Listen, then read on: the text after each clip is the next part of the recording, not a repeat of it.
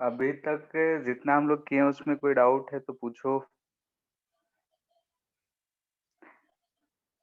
Pressure के बारे में हम लोग जाने थे, और प्रेशर के प्रॉपर्टीज के बाद हम लोग प्रेशर का कैलकुलेशन कर रहे थे कि अगर ट्यूब में है तो कैसे कितना कहाँ पे क्या प्रेशर होगा। फिर डिस्प्लेसमेंट, यानी कि अगर हम स्टॉपर हटा रहे थे तो कितना डिस्प्लेस होगा, वो सब चीजें के बारे में डिस्कस किए थे। फिर अगर किसी कंटेनर में कोई लिक्विड रखा है तो उसके वाल्स पे कितना फोर्स लगा रहा है, वो सब चीज हम लोग डिस्कस करे थे। तो वाल पे फोर्स लग रहा है तो हम लोगों ने देखा था कि अगर हम एक एक्सिस के अलोंग देखें तो टॉर्क भी हमें दिखेगा। ठीक है। जो डैम होता है, डैम का शेप कुछ ऐसा बनाया गया होता है।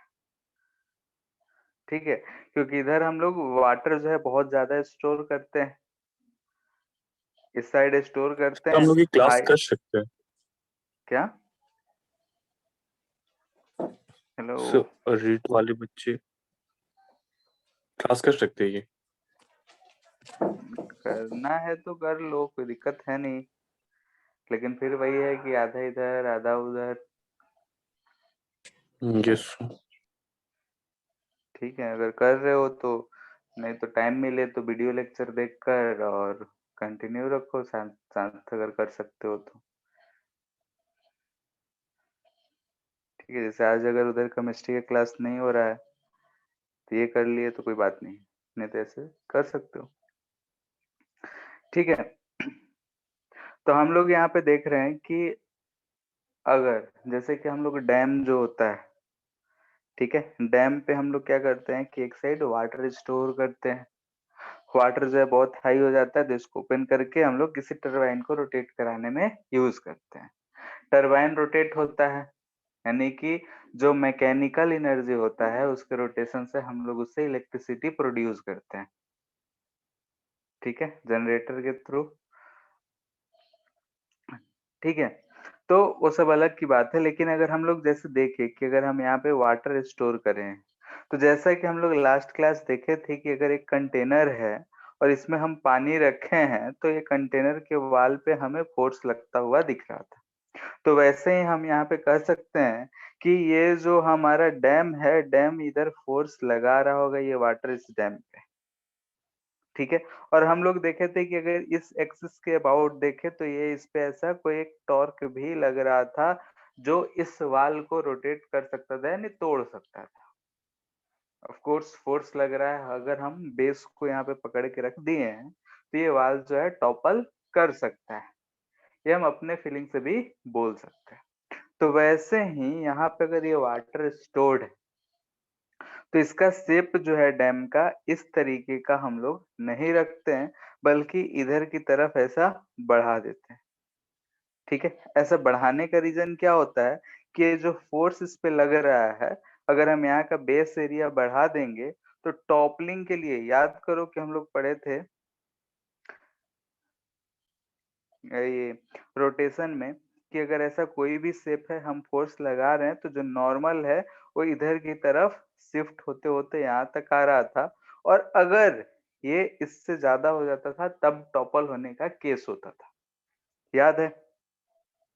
तो वैसे ही इसका सेंटर ऑफ मास कहीं होगा, और अगर हम नॉर्मल, ये फोर्स कितना भी लगे, अगर नॉर्मल इस पॉइंट से इस डायरेक्शन में राइट साइड आएगा तभी जाके टॉपल होगा। तो अगर हम ये एरिया ही बढ़ा दिए हैं तो ये चांसेस जो है बहुत कम हो जाता है कि नॉर्मल जो है इस लेंथ से आगे जा पाए। तो टॉपलिंग के केस को कम करने के लिए हम लोग डैम का ऐसा कुछ शेप देते हैं। ठीक है, इस बात में किसी को दिक्कत है तो पूछो।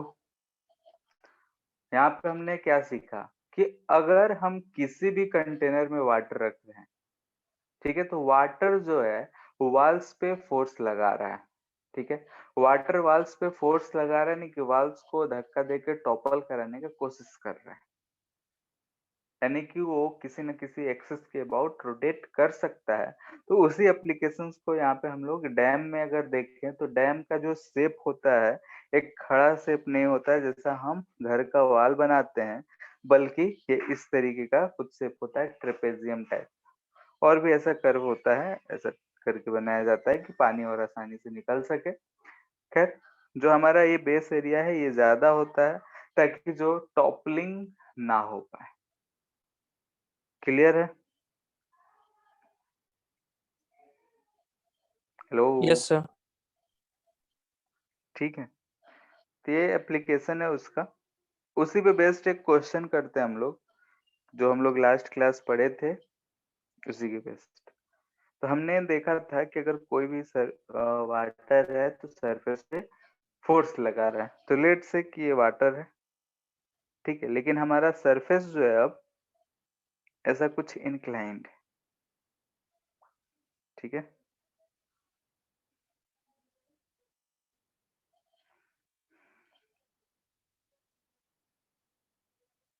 लेट से कि यहाँ पे एक सरफेस है, ठीक है। ये हमारा ऐसा ही है, मान लेते हैं कि ऐसा है, एक क्यूबिक शेप का है।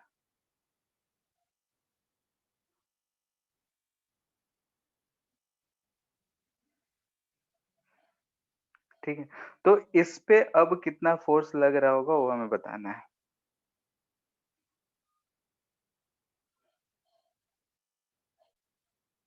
यानी कि फाइंड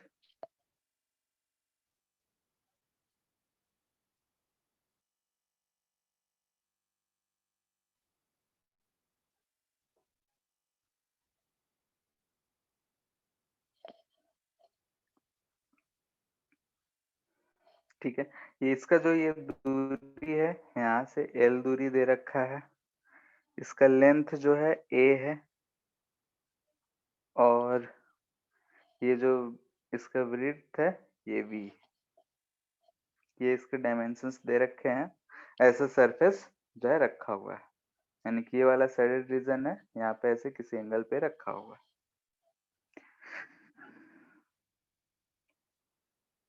डेंसिटी ऑफ लिक्विड जो है रो है। क्वेश्चन क्लियर है अब? जैसे कि हमारे यहाँ से सरफेस से अंदर एक कोई भी मान लेते हैं प्लेट या कुछ भी रखा हुआ है, इस प्लेट पे, इस सरफेस पे लिक्विड कितना फोर्स लगा रहा होगा ये हमें बताना है, यानी कि शेडेड सरफेस पे।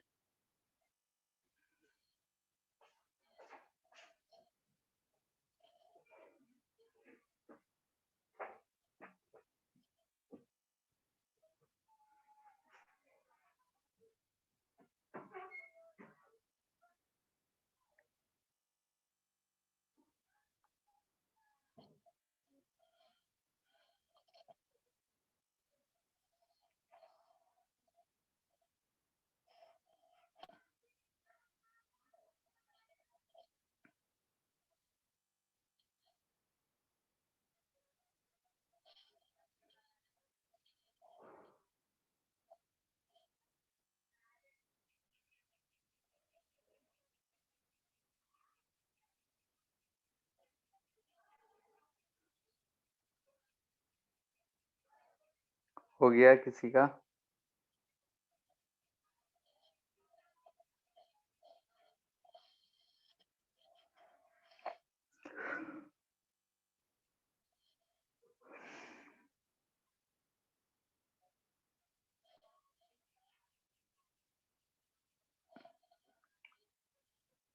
एंगल लेट से थीटा है।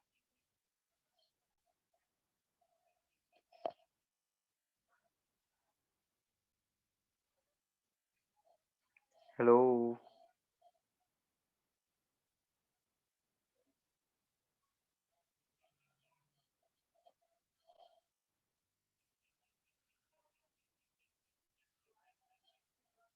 कैसे सॉल्व करेंगे बताओ?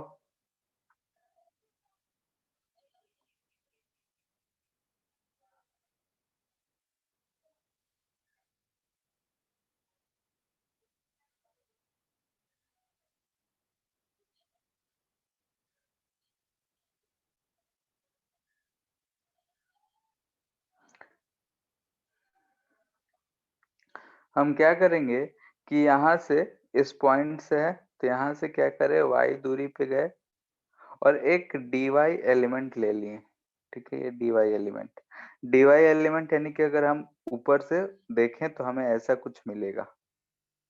ठीक है, ये विड्थ कितना है dy। ठीक है, अगर ये dy लिए हैं तो इसका अगर हम डेप्थ की बात करें तो लेट से ये जो हमारा डेप्थ है ये h है। तो हमें डेप्थ दिख रहा है यहाँ पे कि कितना डेप्थ पे ये dy एलिमेंट है। dy एलिमेंट की अगर हम बात कर रहे हैं तो कितने डेप्थ पे है, तो h पे है। h को अगर हम ध्यान से देखें तो y of cos of theta लिख सकते हैं। ठीक है, यानी कितना डेप्थ पे है। अगर हमको डेप्थ पता है तो इस एलिमेंट पे यहाँ पे प्रेशर हम बता सकते हैं कि dp जो लग रहा होगा, यानी कि इस पोजीशन पे प्रेशर जो लग रहा होगा वो रो जी एच, यानी कि रो जी वाई कॉस ऑफ थीटा लग रहा होगा। किसी को इतना में दिक्कत, क्योंकि हर स्टेप जरूरी है। यहाँ पे हमने इस जो सरफेस है इस पे टोटल फोर्स निकालना है। तो टोटल फोर्स हम कैसे निकालेंगे, तो हमारा जो बेसिक प्रोसेस था कि यहाँ पे हमें दिख रहा है कि जैसे जैसे हम इस सरफेस के अलोंग बढ़ेंगे हर जगह प्रेशर चेंज हो रहा है। तो हम किसी एक पॉइंट पे निकाल के इंटीग्रेट करेंगे, कहीं भी ऐसा अगर होता है तो हम यही काम करते हैं।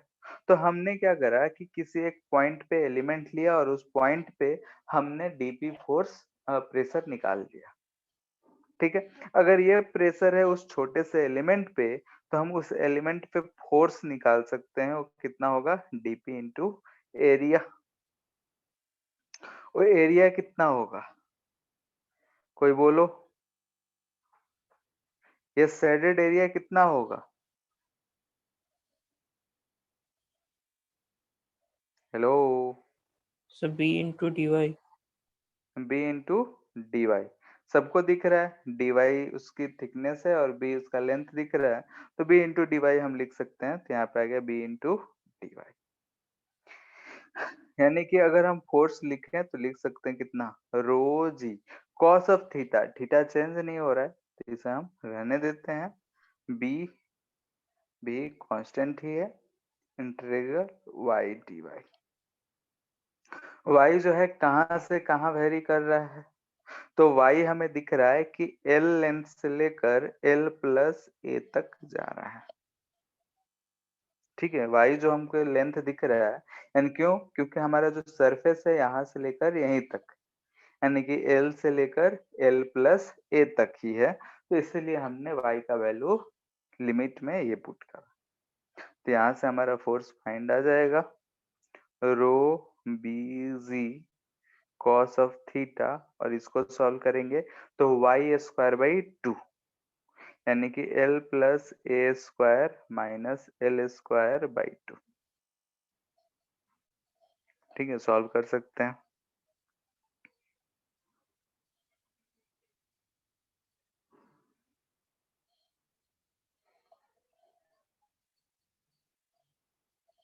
कितना आ जाएगा rho g B cos of theta by 2, यहाँ पे हमें A square minus B square दिख रहा है, तो ए प्लस बी और ए माइनस बी हम रख सकते हैं। तो यहाँ से हमें मिल जाएगा ए इंटू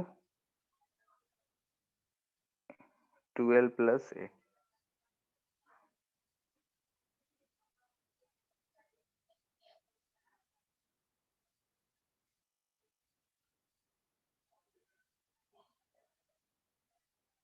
इतना में किसी कोई दिक्कत,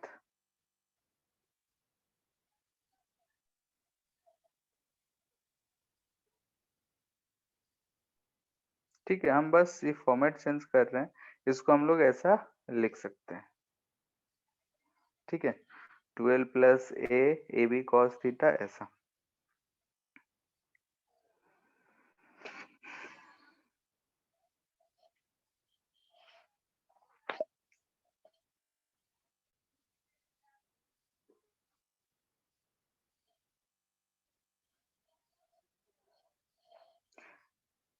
ये बात सबको समझ आया, ये था हमारा मेथड 1। ठीक है, मेथड 1 में अगर किसी को कहीं भी किसी भी पॉइंट में दिक्कत है तो पूछ सकता है, क्यों फाइंड कर रहे हैं, कैसे फाइंड कर रहे हैं, सब कुछ। नहीं, मेथड 2। ठीक है, अगर नहीं कोई बोलेगा तो फिर पता नहीं चलेगा समझ आ रहा है या फिर नहीं आ रहा है, तो सर स्पीड पिछला बढ़ क्लास भी जाएगा। छूट गया था, इसलिए अच्छा, नहीं समझ में आ रहा है। देख लेना चाहिए, और फिर नहीं यस सर। बोलोगे तो ये पता नहीं चलेगा समझ आ रहा है या नहीं आ रहा है। तो उसमें क्या होता है कि आराम से तेजी से बोलते जाएंगे, हमको लगेगा कि कुछ बोल रहे हो नहीं, समझ में आ भी रहा है कि नहीं आ रहा है पता नहीं चलेगा, और सिलेबस खींचने के चक्कर में तेज हो जाएंगे। ठीक है, यस सर। तो बोलोगे तो बात समझ में आता है कि हाँ तुमको आ रहा है या फिर नहीं आ रहा है, और जहां भी दिक्कत है पूछो, क्योंकि तुम्हारे लिए तुम नहीं समझोगे तो हम पढ़ा के क्या कर रहे हैं। ठीक है, और जितना जैसे कि अगर पेपर उठा के देख लो अभी हाल फिलहाल का, ज्यादा कुछ पूछा है नहीं, बस बेसिक बेसिक नॉलेज पूछा है कि हाँ भाई होता क्या है, थोड़ा बहुत भी दिमाग लगाओगे तो आसानी से क्वेश्चन सब सॉल्व होंगे। ठीक है, बहुत ही आसान। ठीक है, तो यहाँ पे ये था हमारा मेथड 1 बेसिक मेथड था, यानी कि अगर हमें वाल पे फोर्स निकालना है तो हम देखें कि जैसे जैसे डेप्थ में जा रहे हैं प्रेशर हमारा कांस्टेंट लग नहीं रहा है, तो हमने क्या किया, एक एलिमेंट लिया उस पे प्रेशर निकाला फिर इंटीग्रेट कर दिया तो टोटल फोर्स आ गया। ठीक है, एलिमेंट पे जितना भी फोर्स था उसको हमने इंटीग्रेट कर दिया, जो बेसिक मेथड, मैथमेटिकल मेथड। दूसरा, हम लोग इसी प्रोसेस से एक फॉर्म डिराइव करे थे कि हम लोग ऐसे अगर सिचुएशन रहा तो हम लोग आसानी से बना सकते हैं। वो क्या था, ऐसा है, ये थीटा है, ये लेंथ एल है, ये लेंथ ए। तो हमने कहा था कि अगर ऐसा कोई भी सरफेस दे रखा हो तो फोर्स जो होता है, एवरेज की बात कर रहे हैं, average force on the surface, ये होता है पी एवरेज इनटू एरिया। ठीक है, जैसे कि हम लोग लास्ट क्लास निकाले भी थे कि अगर साइड वाल्स थे तो ऊपर नीचे प्रेशर निकाले थे जोड़ के, फिर एरिया से मल्टीपल कर दिए थे, एवरेज निकाल के एरिया से मल्टीपल कर दिए थे। तो यहाँ पे देखते हैं क्या आता है। हमारे पास ये एक पॉइंट है, ये पॉइंट है सरफेस का, ये ध्यान रहे कि सरफेस हमारा कुछ ऐसा है, ये ए है, ये बी। ठीक है, यानी कि ये एंड, हम बोल रहे हैं कि एंड कोई पॉइंट क्या ले लें, ए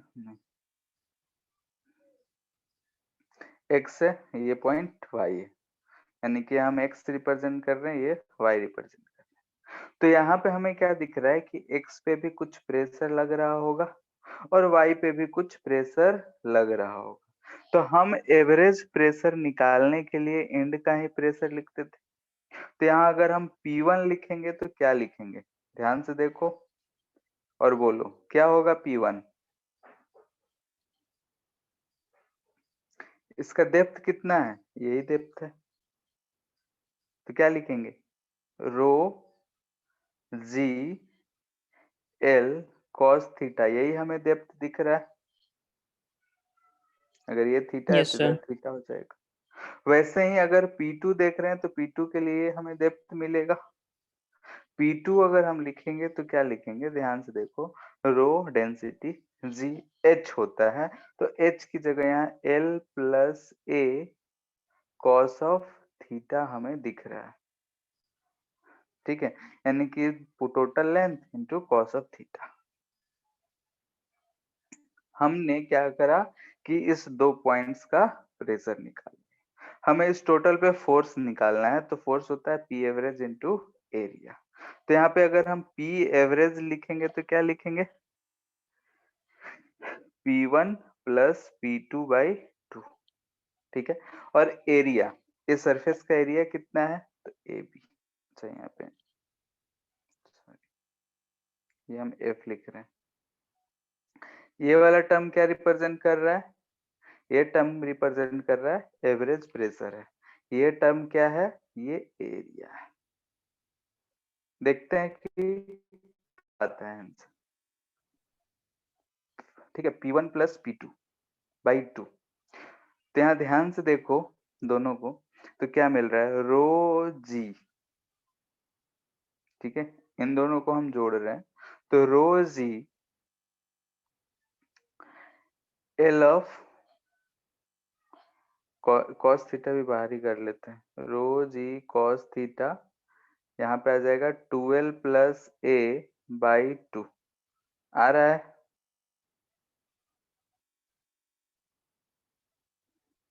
yes sir.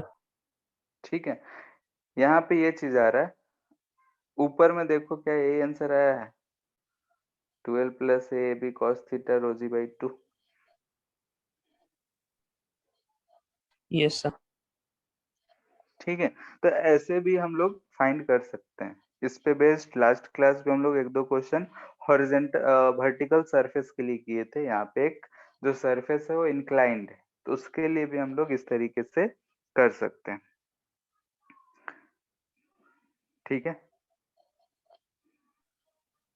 Yes sir. Next है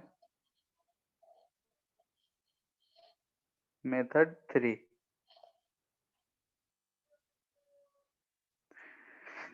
मेथड 3 क्या है कि हम लोग यहाँ यहाँ पे सरफेस है, ये डिस्टेंस L दे रखा है, ये A है, ये तो नहीं, इसको हटाओ। ठीक है, ये चीज दे रखा है, इसका लेंथ A है। हम क्या करेंगे कि इस एरिया का, इसका जो एरिया है वो एरिया ए बी है, लेट्स से कि हम इसे ए बोले, तो इस एरिया का दो कंपोनेंट ले लेंगे, एक वर्टिकल और एक हॉरिजेंटल। ठीक है, ये हॉरिजेंटल सरफेस हो गया और ये वर्टिकल सरफेस हो गया। ये एंगल थीटा है तो ये एंगल थीटा होगा, तो इधर जो मिलेगा हमें a cos थीटा मिलेगा और इधर ये a sin थीटा मिलेगा। ठीक है, ये हमें दो सरफेसेस मिल रहे हैं। a कितना है, तो a का वैल्यू ab है, ये बात ध्यान रखना है। अब हम क्या करेंगे, हमारे पास यहाँ दो सरफेसेस है, तो दो सरफेसेस है, तो एक तो इस सरफेस पे ऐसा फोर्स लग रहा है। ठीक है, तो इसको हम बोल दे रहे हैं F वर्टिकल। इस सरफेस पे कुछ फोर्स लग रहा होगा जिसे हम बोल रहे हैं F हॉरिजॉन्टल। यानी कि इस टोटल सरफेस पे जो एफ नेट लगेगा वो कितना लगेगा, तो इन दोनों का सम, वर्टिकल का स्क्वायर प्लस हॉरिजॉन्टल का स्क्वायर। क्लियर है? ये लगेगा यस सर। हमारा फोर्स। अब अगर हम वर्टिकल ये फोर्स निकालना चाहें तो एफ भी कितना होगा बता सकते हो? Sir F square, F net square minus F H square का एफ अंडर नेट ही रूट। तो पता करना है, तो ये दोनों का वैल्यू हमें मिलेगा तब तो हम पता कर पाएंगे। Yes sir. तो एफ वर्टिकल हम कैसे लिखेंगे? ये तो सिंपल सा क्वेश्चन हो गया ना, सर कि ऐसा है प्रेशर। पानी भरा हुआ है, इस सरफेस पे पूछा जा रहा है, pressure into area. Yes sir. तो ये कितना डेप्थ में है, यहाँ हमें दिख रहा है कि ये जो होगा L plus A cos of theta, इतना डेप्थ पे है। तो हम यहाँ पे लिखेंगे प्रेशर इनटू एरिया। ठीक है, एरिया ए डैश कर देते हैं।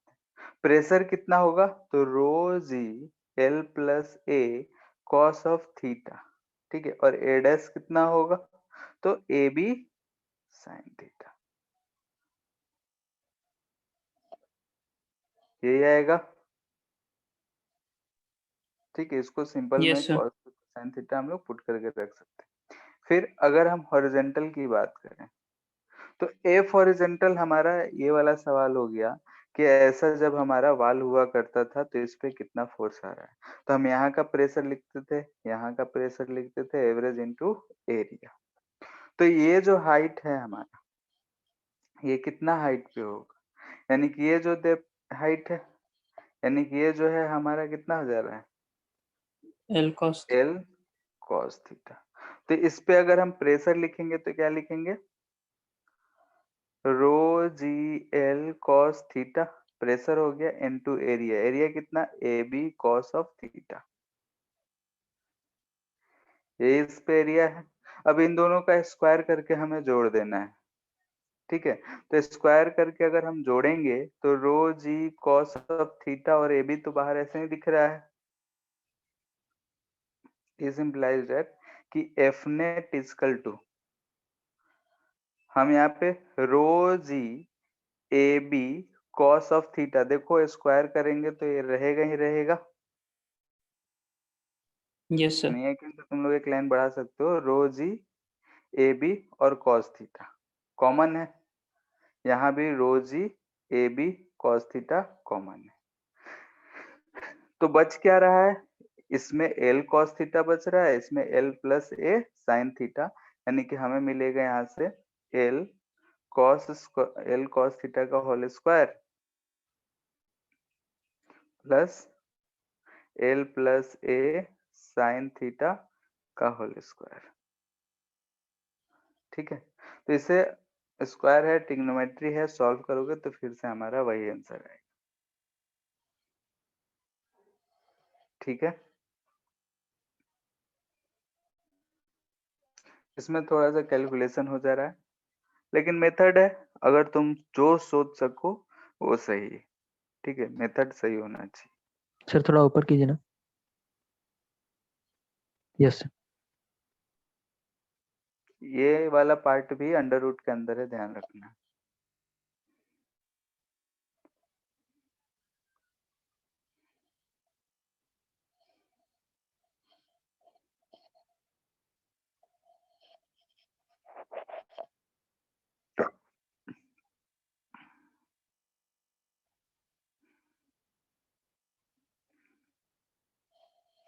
हो गया मेथड 4, ठीक है। मेथड 4 क्या है कि ये हमारा सरफेस है, ये ऐसा है, यहाँ पे ये सिर्फ दे रखा, ठीक है, ये थीटा है, ये एल लेंथ है, हमें इस पे फोर्स निकालना है। तो इसमें जो है सेंट्रॉइड का यूज होता है, यानी कि मेथड ऑफ सेंट्रॉइड है। कुछ शेप जो होते हैं जिसका सेंट्रॉइड हमें पता होता है, तो उसके लिए आसानी से हम लोग निकाल सकते हैं, ठीक है। जैसे ये हमारा रेक्टेंगल टाइप का है, ठीक है, ऐसा रेक्टेंगल है, तो इसका सेंट्रॉइड क्या होगा? सेंटर में ही होगा, तो ये हम बोल रहे हैं किसका सेंट्रॉइड। सेंट्रॉइड जो है इस पॉइंट पे हम लोग ये मान ले रहे हैं कि सेंट्रॉइड है, और इस पॉइंट पे जो है इस पे प्रेशर कितना लग रहा होगा, अगर हम उसको फाइंड करते हैं तो ये P कितना आ रहा होगा। तो ये डिस्टेंस हमें a/2 दिख रहा है, तो हम rho g L plus a/2 into cos of theta into area, ठीक है। अभी प्रेशर लिख रहे हैं तो प्रेशर इतना रहने देते हैं, ठीक है। तो सेंट्रॉइड पे प्रेशर इतना लगेगा, और इसमें एरिया से अगर हम मल्टीपल कर देंगे तो फोर्स इक्वल टू होगा P सेंट्रॉइड इंटू एरिया की जिस सरफेस पे लग रहा है। तो इस मेथड को हम ज्यादा फॉलो नहीं करेंगे, क्योंकि सेंट्रॉइड जो है मैथ्स का टर्म है, मैथ्स में गिवन जो शेप होते हैं उसका सेंट्रॉइड निकालने के लिए अगर आता है, जैसे ट्रेंगुलर शेप दे दे, रेक्टेंगुलर दे दे, इन सब का हम लोग जानते हैं तो यूज कर लेना है, अगर नहीं जानते हो तो बेसिक प्रोसेस से जाना है, ठीक है। तो यहाँ से भी देखो तो वही हमें आंसर मिल रहा है, 12 plus a/2 cos of theta into area A B,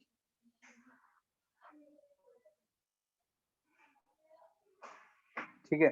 तो अधिकतर यूज कौन सा करना है? फर्स्ट और सेकेंड मेथड, फर्स्ट और सेकेंड मेथड ज्यादा बेहतर है, क्योंकि सेंट्रॉइड जो है हमें फंसा सकता है, तो इसलिए सेंट्रॉइड के बारे में अगर पता हो तो ये यूज करना है, नहीं तो सबसे अच्छा है फर्स्ट और सेकेंड, जिसमें धोखा खाने के चांसेस कम है।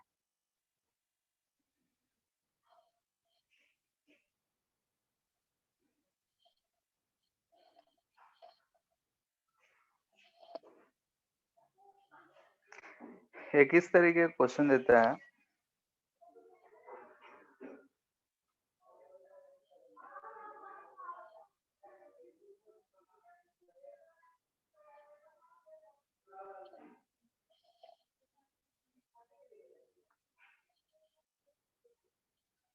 ठीक है, एक ऐसा हेमिस्फेरिकल सॉलिड हेमिस्फीयर है,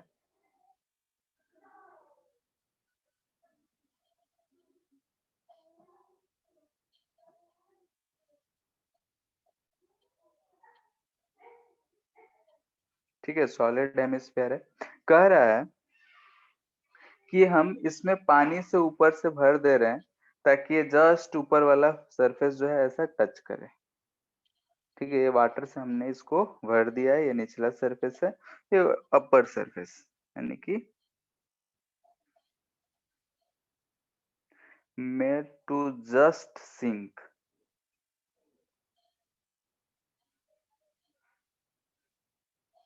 इन लिक्विड, जिसका डेंसिटी जो है रो है। तो हमें बोल रहा है फाइंड, इस क्वेश्चन में ज्यादा कुछ है नहीं, थोड़ा बहुत दिमाग लगाओगे सब कुछ निकल जाएगा।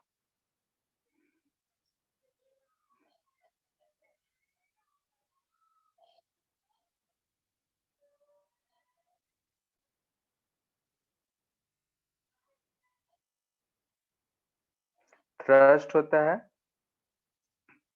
अम, जो परपेंडिकुलर फोर्स होता है उसे हम थ्रस्ट बोलते हैं।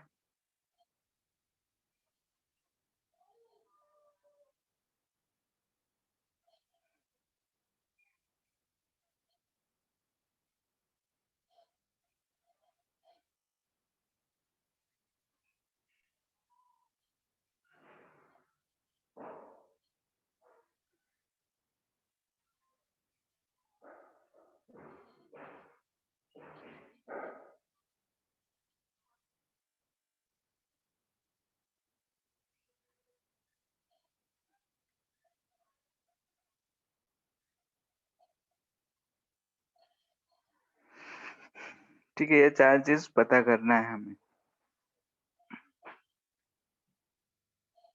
पहला है vertical thrust on curve surface, यानी कर्व सरफेस पे वर्टिकल फोर्स कितना लग रहा होगा, यानी कि जो इसको प्रेस करने का कोशिश कर रहा होगा वो फोर्स कितना लग रहा होगा, वो हमें बताना है।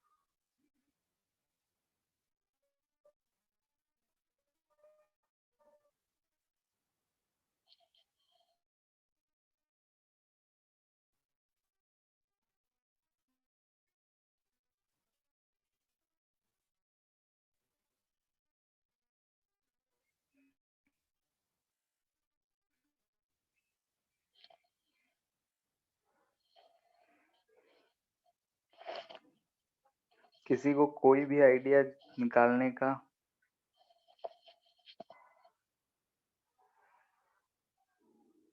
ठीक है, तुम्हें थ्रस्ट क्या है? फोर्स, यानी कि फोर्स निकालना है। इस जो हेमिस्फीयर है, सॉलिड हेमिस्फीयर है, इस पे कितना फोर्स लग रहा है वो निकालना है। पहला है कि ऊपर से कितना फोर्स लग रहा है, सेकेंड जो है यानी कि निचला सरफेस पे नीचे से कितना फोर्स लग रहा है, थर्ड जो है साइड से यानी कि चारों तरफ से कितने फोर्स लग रहे हैं वो निकालना है, और फोर्थ टोटल हाइड्रोस्टेटिक फोर्स, यानी कि इस पे नेट फोर्स कितना लग रहा होगा वो फाइंड, टोटल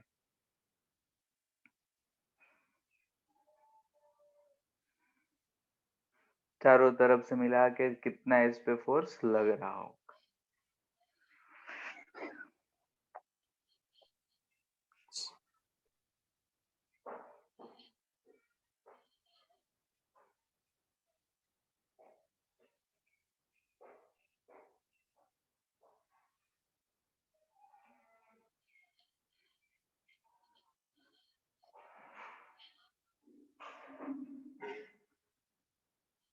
हो गया पहला।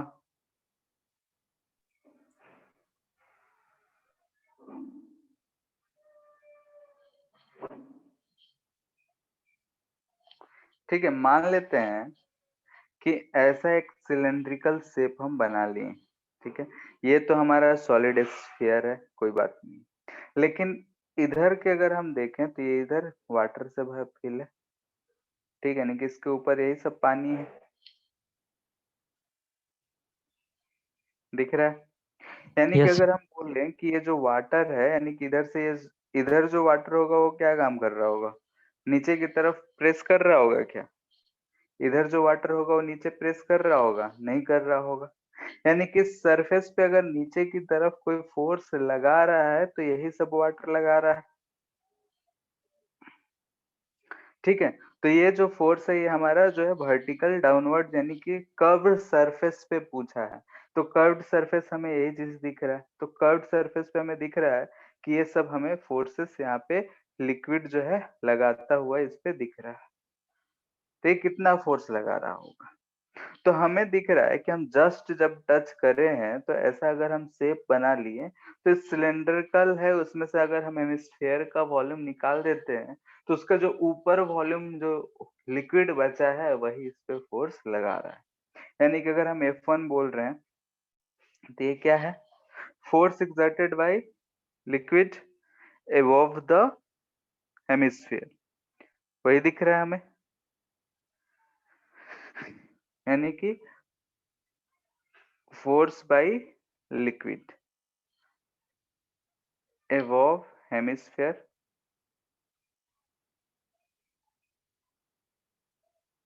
ठीक है, हेमिस्फेयर के ऊपर जितना भी लिक्विड है तो फोर्स कितना लगा रहा होगा?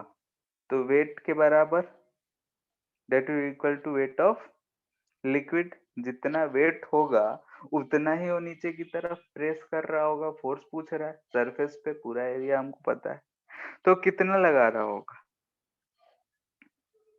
तो हम क्या लिख सकते हैं, बोलो? फोर्स क्या होता है? रो जी एच इंटू एरिया लिखते थे। तो एच इंटू एरिया हमें क्या देगा? वॉल्यूम। यानी कि हम इसको अगर देखें तो मास इंटू एक्सेलरेशन जो होता है फोर्स होता है, मास को हम लोग लिख सकते हैं डेंसिटी इंटू वॉल्यूम। तो हम इसे यहाँ पे इस चीज को अगर यूज करेंगे कि इसका वेट कितना है तो हम इसे लिख सकते हैं रो जी इंटू वॉल्यूम ऑफ लिक्विड जो एबव है। अब ये वॉल्यूम कैसे निकालें? तो ये वॉल्यूम हम आराम से निकाल सकते हैं कि हम इस सिलेंड्रिकल जो शेप है उसमें से हेमिस्फेयर का वॉल्यूम निकाल लें तो रिमेनिंग पोर्शन का हमें वॉल्यूम दिख जाएगा। यानी कि जो सिलेंड्रिकल शेप है, सिलेंडर जो है हमारा, उसमें से हमें इस हेमिस्फेयर का वॉल्यूम निकालना है। तो यहाँ पे ये जो डिस्टेंस दिख रहा है ये भी आर है, ये डिस्टेंस दिख रहा है ये भी आर ही है। यानी कि सिलेंडर का रेडियस भी आर है, हाइट भी आर है। तो सिलेंडर का जो वॉल्यूम होता है पाई आर स्क्वायर एच होता है, पाई आर स्क्वायर इंटू एच होता है, माइनस हेमिस्फेयर का वॉल्यूम। तो हेमिस्फेयर का वॉल्यूम 2/3 पाई आर क्यूब होता है। ठीक है, तो इसे हम सॉल्व कर लेंगे तो 3 रो जी पाई आर क्यूब बाई 3 दिख रहा है। तो इतना फोर्स जो है वाटर जो है इसको प्रेस कर रहा होगा, इतने फोर्स ऊपर से नीचे की तरफ। किसी कोई दिक्कत? अब पूछा है कि ये वाले सरफेस पे, नीचे वाले सरफेस पे सेकेंड जो क्वेश्चन है वो नीचे से जो है प्लेन सरफेस पे इस पे फोर्स कितना लग रहा होगा। यानी कि F2 के बारे में सेकेंड है कि vertical thrust on plane surface, plane surface पे वर्टिकल थ्रस्ट, तो ये नीचे से ही लग रहा होगा। ये कितना लग रहा होगा? तो ये हमें दिख रहा है कि ये जो है इतना हाइट नीचे है, यानी कि हायर हाइट नीचे। यहाँ का जो प्रेशर है वो है प्रेशर इनटू एरिया, यही लग रहा होगा। प्रेशर कितना है? तो रो जी आर। एरिया कितना है तो पाई आर स्क्वायर, यानी कि हमें दिख रहा है रो जी पाई आर क्यूब। ठीक है, थोड़ा सा बस सोचना है कि क्या लग रहा है, कुछ भी नहीं है इन सब चीजों में। ठीक है, थोड़ा सा अपना दिमाग लगाओ कि फोर्स तो फाइंड करना है, फोर्स प्रेशर इंटू एरिया होता है, प्रेशर कितना है इंटू एरिया, कर दिए, काम खत्म। थर्ड, थर्ड हम नहीं बताएंगे, तुम लोग बताओ कितना लग रहा होगा।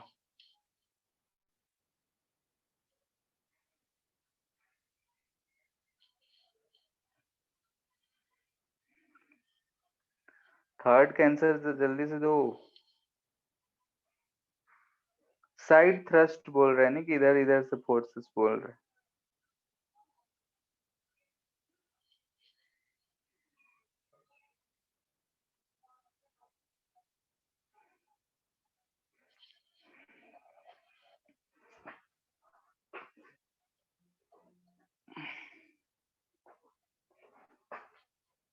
हेलो, इसमें ध्यान से देखो तो चारों तरफ से अगर हम देखें तो हमेशा एक फोर्स दूसरे फोर्स को कट करता हुआ हमें दिख रहा है। कब? जब ये जो हमारा कोई भी कंटेनर जिसमें लिक्विड है वो एक्सेलरेटेड नहीं, तो यहाँ पे हमें दिख रहा है कि नेट फोर्स जो है 0 ही आना है। टोटल अगर हम देखेंगे साइड से तो साइड वाला 0 ही आना है। ऊपर वाला वेरी कर रहा है, क्यों? क्योंकि डेप्थ के साथ साथ प्रेशर भी वेरी कर रहा है। लेकिन यहाँ पे अगर हम इधर कोई एक डेप्थ पे देखें तो वैसा ही हमें इधर भी मिलेगा। चारों तरफ से ऐसे फोर्सेस मिलेंगे जो कैंसल आउट कर जाएंगे, इस वजह से साइड फोर्स जो है वो 0 मिलेगा। ठीक है, अब लास्ट बोल रहा है टोटल हाइड्रोस्टेटिक फोर्स कितना लग रहा है, यानी कि पानी इस हेमिस्फेयर पे पूरा का पूरा कितना फोर्स लगा रहा है। तो हमने तो सब एक एक करके जोड़ लिया है, तीनों को हम जोड़ देंगे, ये हमारा आंसर आ जाएगा। तो ये हमें दिख रहा है 4/3 रोजी पाई आर क्यू, सॉरी, और डायरेक्शन के साथ जोड़ेंगे। ठीक है, तो ये जो है अपवर्ड लग रहा है, ये जो है, नहीं उल्टा, ये जो है अपवर्ड लग रहा है, ये जो है डाउनवर्ड लग रहा है। एक तो 0 ही है, तो नेट फोर्स अगर हम लिखते हैं तो 2/3 रो जी पाई आर क्यूब अपवर्ड हो जाएगा।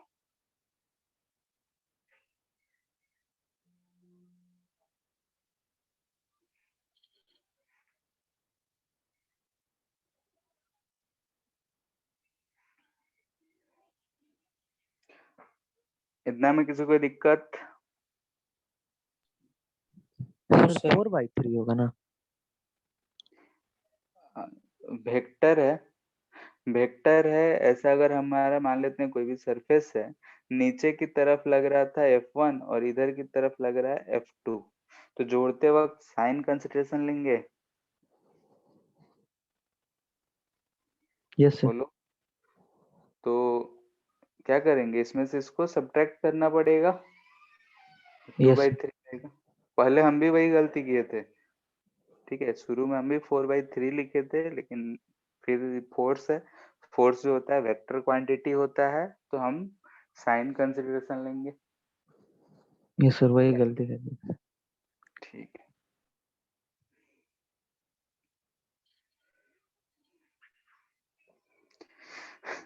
ठीक है, तो इतना था हमारा कि जो फोर्सेस है इन सब के बारे में।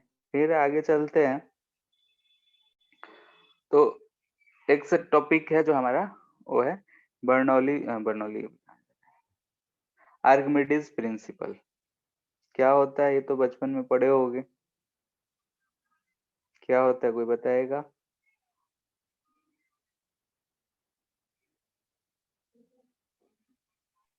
फिर क्या पूछे?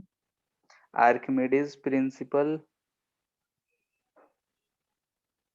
सर वाटर में हर तरफ हर डायरेक्शन में फोर्स इक्वली प्रेशर लगता है, प्रेशर इक्वल लगता है हर डायरेक्शन। वो तो पास्कल लॉ था कि अगर हम किसी एक पॉइंट पे प्रेशर अप्लाई करेंगे तो अनडायरेक्शनल हर पार्ट में वो फ्लो करता है, वो पास्कल लॉ था। ठीक है, पास्कल लॉ झूठा ही है, उसी को खत्म कर लेते हैं पहले।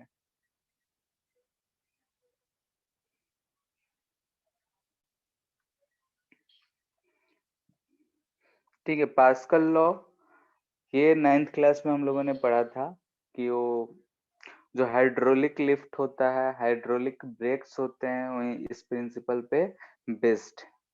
ठीक है, तो पास्कल लॉ क्या कहता है कि जैसे कि अगर हम लोग सिरिंज देखे होंगे, इससे बचपन में बहुत डर लगता होगा सुई लेने में।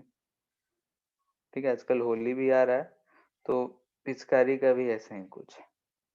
मान लेते हैं कि यहाँ पे हम पिस्टन लगा रखे हैं।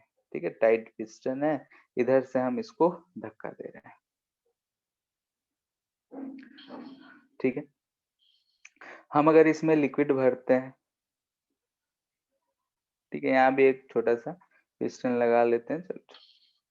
ठीक है, अगर हम यहाँ पे ऐसा पिस्टन है, इसमें पूरा लिक्विड एयर जो भी भरा हुआ है, अगर हम इस पे यहाँ पे फोर्स F लगा रहे हैं, ठीक है, इसका अगर हम एरिया को बोले कि ये A1 एरिया है और यहाँ पे हमें कितना फोर्स मिलेगा, इस चीज का ये रिप्रेजेंटेशन है। ठीक है, यानी कि पास्कल लॉ को हम लोग इसी सब में रिलेट करेंगे। तो सबसे पहले अगर हम लॉ की बात करें तो लॉ ये कहता है कि अगर हम किसी भी एक पॉइंट पे प्रेशर अप्लाई करेंगे तो अनडायरेक्शनल हर पॉइंट पे ट्रांसफर हो जाएगा। यानी कि pressure applied at a point in liquid will transfer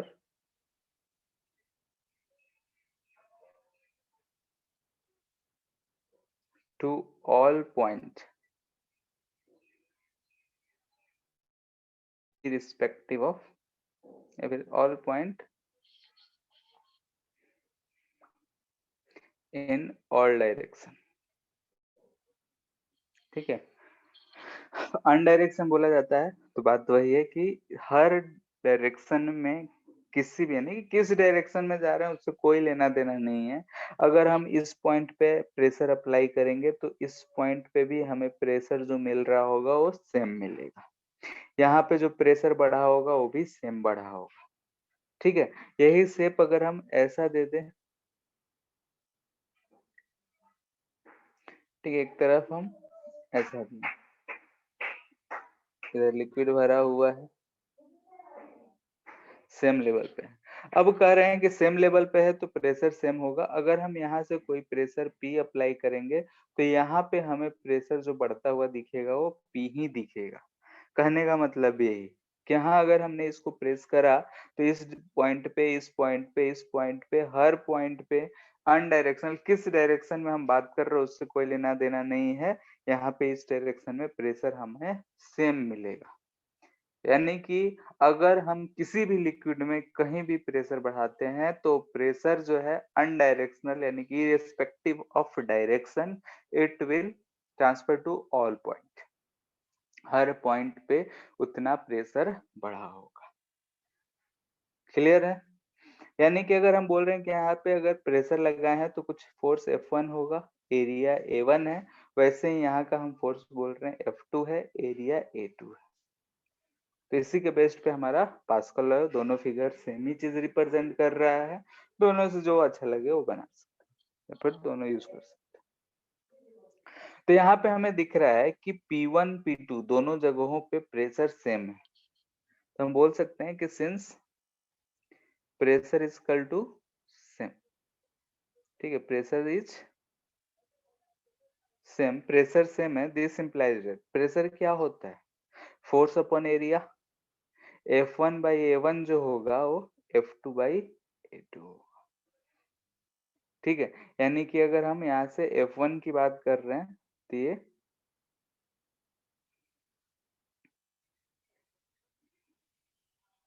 F1 find करो, A1 by A2 into F2, ऐसा लिख सकते हैं। जनरली ये यूज करते हैं हम लोग, F1 by A1 equal to F2 by A2 या F1 A2 equal to A1 F2। खैर यहाँ से हमें क्या सीख मिल रहा है? यहाँ ध्यान से देखें कि अगर हमारा ये एरिया फिगर से दिख रहा है कि दोनों जगह हमने जो लिया है एरिया A1 जो है ग्रेटर देन A2 है।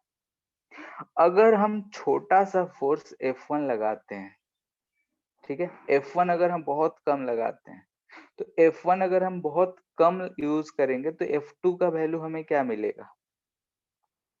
तो यहाँ से हमें दिख रहा है कि F2 equal to A2 by A1 into F1 है, ठीक है। और क्या दिख रहा है?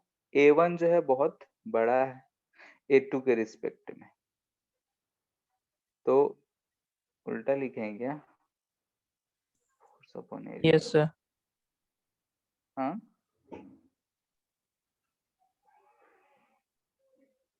सही है सर। ठीक है, ठीक है। तो F1 अगर हम कम लगाए हैं और एरिया 1 ज्यादा है, तो F2 फाइंड करना है हमें, तो कहीं कुछ गलती करे हैं।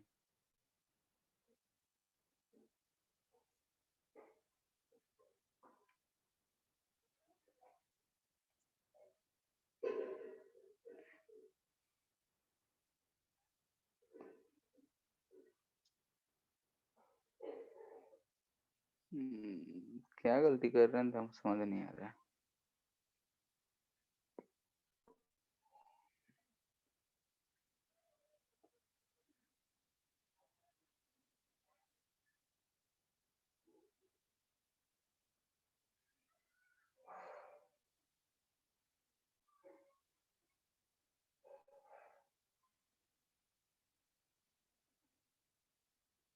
हम्म,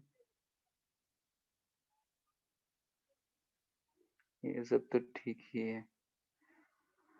सर F1 कम लगाएंगे तो F2 ज्यादा हो जाएगा ना? F1 कम लगाएंगे तो F2 ज्यादा होना चाहिए, तो एरिया 1 ज्यादा है तो A2 बाई A1 कम हो जाएगा ना, तो ये भी सर कम वो F1 भी इज कम। Equals to F2 A1 by A2।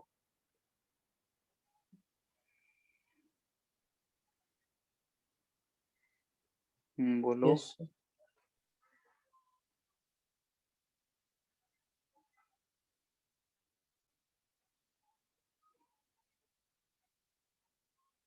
वही तो कुछ गड़बड़ कर रहे हैं लग रहा है।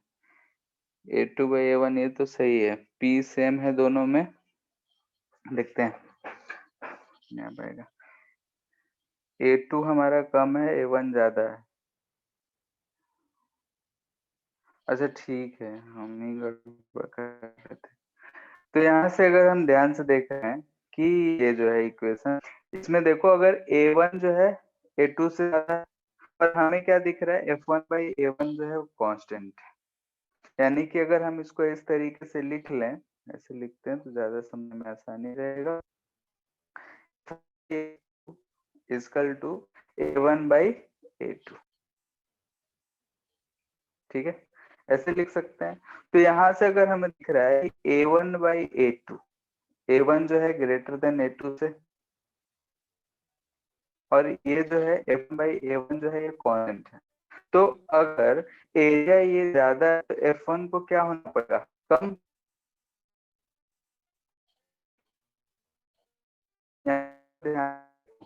और ये सर आपका आवाज अच्छे से नहीं आ रहा।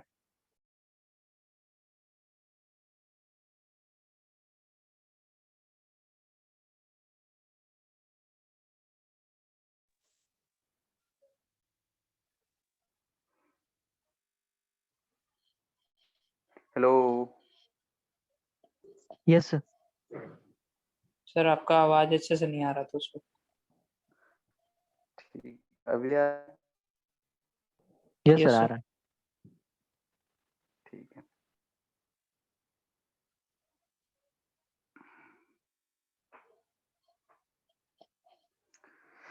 यहाँ पे अगर हम देख रहे हैं ध्यान से, तो यहाँ से हमें क्या दिख रहा है? F1 equal to A1 by A2 into F2। Let say कि अगर F2 बहुत कम रखते हैं, ठीक है, F2 बहुत कम रखेंगे और A1 हम लेट से कह दे कि 100 मीटर स्क्वायर है, और A2 जो है ये मान लेते हैं 0.1 मीटर स्क्वायर है। अगर हम F2 को रखेंगे 10 न्यूटन, तो इस डेटा से हमें F1 क्या मिल जा रहा है? ध्यान से देखो तो 100 बाई 0.1 इंटू 10 यानी कि और 0 कितना न्यूटन मिल रहा है? दिख रहा है? तो यस यहाँ सर। पे हमें क्या दिख रहा है कि जहाँ पे एरिया कम है, यहाँ पे अगर हम कम फोर्स लगा रहे हैं तब भी, जहाँ एरिया ज्यादा है वहां पे हमें बहुत ही लार्ज अमाउंट ऑफ फोर्स मिल रहा है। यानी कि यहाँ पे हमने 10 न्यूटन फोर्स अगर लगा रहे हैं तो दूसरे एंड पे हमें कितना का फोर्स मिल जा रहा है? 1000 का 10,000 न्यूटन का फोर्स मिल जा रहा है। यानी कि अगर हम एरिया डिफरेंस रखें तो फोर्स से नहीं, थोड़ा सा फोर्स में हम वहां पे बहुत हैवी चीज उठा सकते हैं। तो इसी चीज का जो इस्तेमाल होता है हाइड्रोलिक लिफ्ट्स में होता है। ठीक है, देखे होगे कभी भी हाईवे ये सब पे जाओगे तो जहाँ पे ट्रक से लोडिंग अनलोडिंग होते हैं वहां पे बगल बगल में एक धर्म कांटा करके छोटा सा मकान बना होता है, देखे हो? धर्म कांटा। और उसके बगल में सर ऐसा खाली स्पेस रहता है और दो ऐसे लोहा के बने रहते हैं, देखो कभी? Yes sir. ठीक है, तो नो सर। जिस पे ट्रक का वेइंग होता है, जैसे कोई भी चीज यस सर, लोड वो करें पता हम। है सर, ट्रक का वे। यस हाँ, तो उसी पे तो करते हैं हम लोग। सर, ठीक है, वो वेट। क्या कहते हैं, सिर्फ ट्रक का वेट कहाँ पे होता है वो प्लेटफॉर्म देखे बस। हाँ, तो उसी प्लेटफॉर्म पे, तो प्लेटफॉर्म पे ले जाके खड़ा कर देते हैं। और उसका माप कैसे होता है?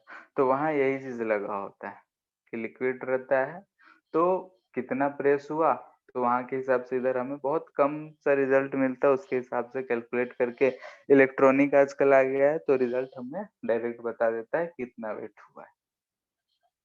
ठीक है, यानी कि उसे हम बोलते हैं हाइड्रोलिक लिफ्ट्स। दूसरा जो आजकल हाइड्रोलिक ब्रेक्स आ गए हैं मोटरसाइकिल बाइक्स में, ये सब में ब्रेक ऑयल डालना पड़ता है टाइम टू टाइम।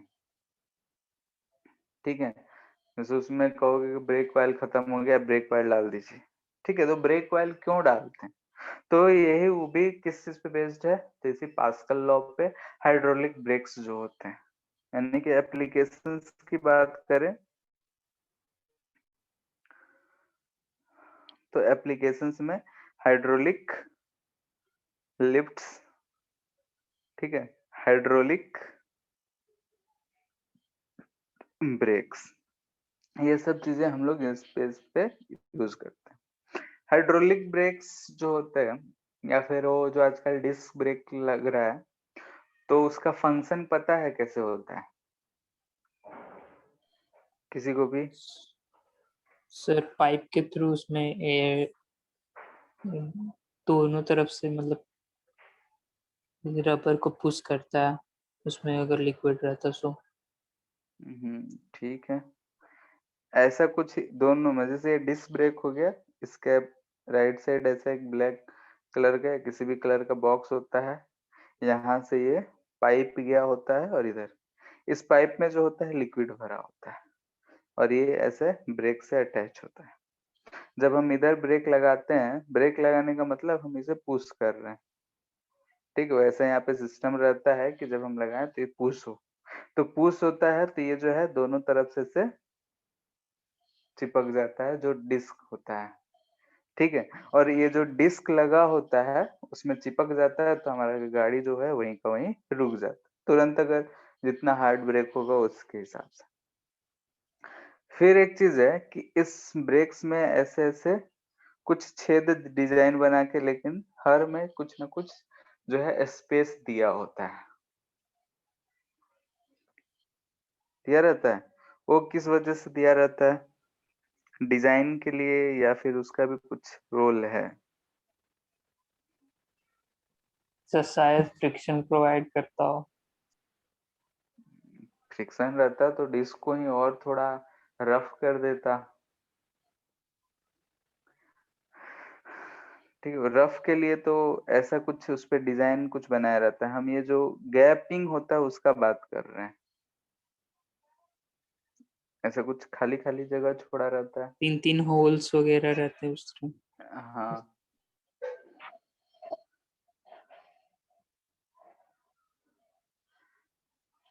मान लेते हैं कि अगर ऐसा कुछ हुआ, हम तेज ब्रेक लगाएं तो यहाँ पे दोनों तरफ से अगर हम प्रेस कर रहे हैं, प्रेशर अप्लाई हुआ हो तो सेम, तो ये जो स्पेस दिए रहते हैं कि एरिया थोड़ा कम लगे।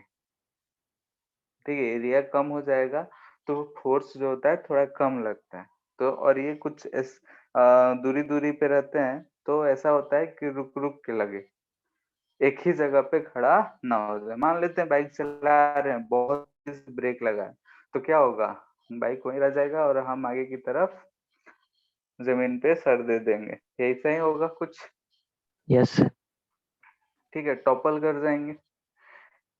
तो ऐसा इसलिए दिया रहता है कि जो ब्रेक लगे एक साथ ना लगे, रुक रुक के लगे, ताकि हम भी थोड़ा सेफ रहें, एरिया को थोड़ा घटाने के लिए।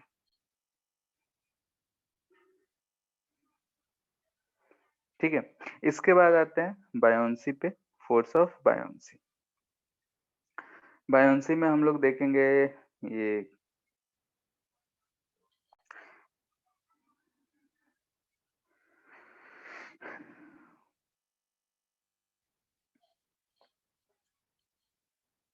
देखते हैं बायोंट फोर्स, इन सब के बारे में। और इसमें तो क्वेश्चन बनते हैं बहुत ही थ्योरेटिकल।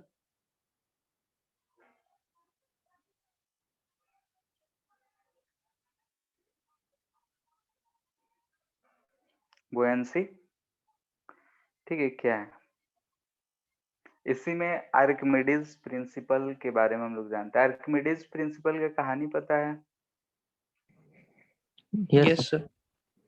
यूरेका यूरेका, ठीक है, बचपन में हम लोग पढ़ा करते थे।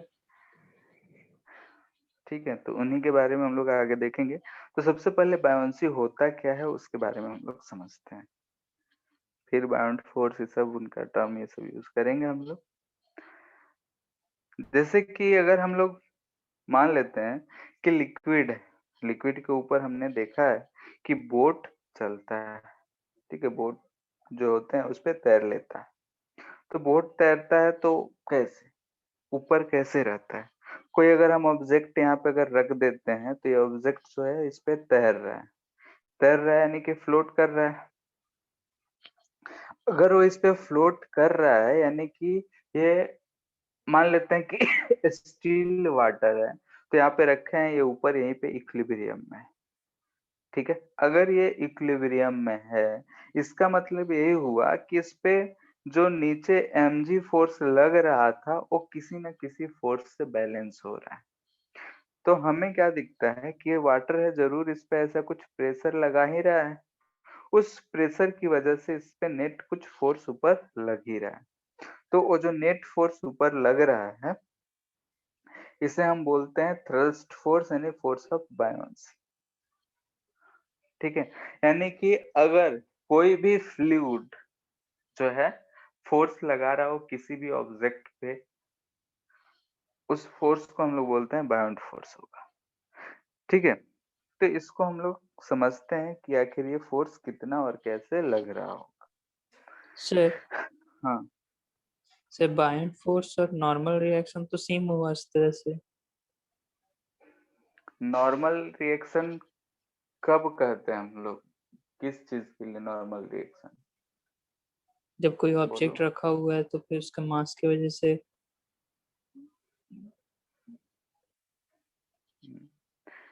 उस पे हम लोग चर्चा करेंगे आगे। इस चीज को वेइंग मशीन पे रख के नॉर्मल भी फाइंड करेंगे। ठीक है, नॉर्मल क्या है कि कभी भी नॉर्मल फोर्स कब लगता है, जब दो ऑब्जेक्ट कांटेक्ट में हो, सबसे नेसेसरी कंडीशन है। क्योंकि नॉर्मल यस सर। फोर्स और फ्रिक्शन फोर्स कांटेक्ट फोर्सेस में आते हैं, कांटेक्ट ना हो तो कोई नॉर्मल नहीं होगा। ठीक है, तो यहाँ पे इस ऑब्जेक्ट का इस सरफेस पे हम नॉर्मल बोलेंगे क्या, बताओ? सर वाटर मॉलिक्यूल से तो है ना। हाँ, वहां से बोलेंगे। तो यहाँ पे ये जो फोर्स लग रहा है तो वहां पे हमें नॉर्मल देख पाना थोड़ा मुश्किल हो जाएगा।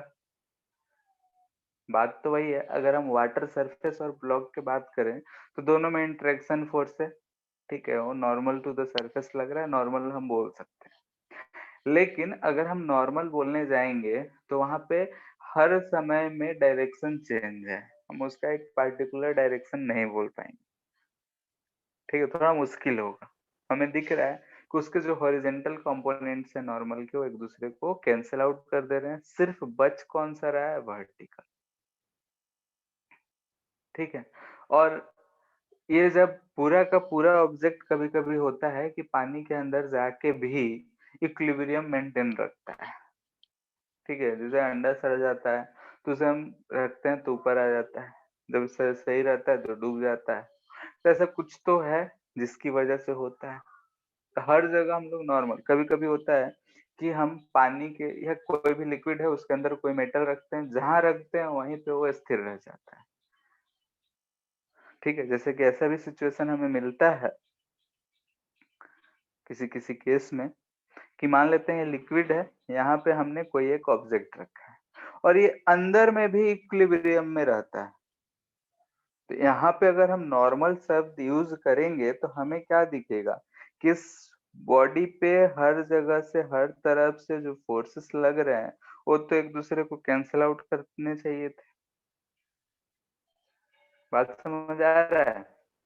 Yes sir. ठीक है, तो इसीलिए हम लोग नॉर्मल शब्द यूज नहीं करते हैं, क्योंकि नॉर्मल हो गया ओवरऑल बॉडी पे नेट कांटेक्ट फोर्स, फ्रिक्शन रहे तो फ्रिक्शन, और नॉर्मल का नेट जो है कांटेक्ट फोर्स का, तो इस वजह से इसका अलग नाम दिया गया बायोन्सी फोर्स, क्योंकि उससे थोड़ा सा डिफरेंट। अब आते हैं हम लोग इस बायोन्टी फोर्स कितना लग रहा होगा उसको समझते हैं। मान लेते हैं कि हमारे पास कोई एक कंटेनर है जिसमें लिक्विड भरा है, ठीक है। इस लिक्विड में लेट से कि यहाँ पे एक पानी रूपी गोला जो है हमने एज्यूम कर लिया, ठीक है। ये क्या है?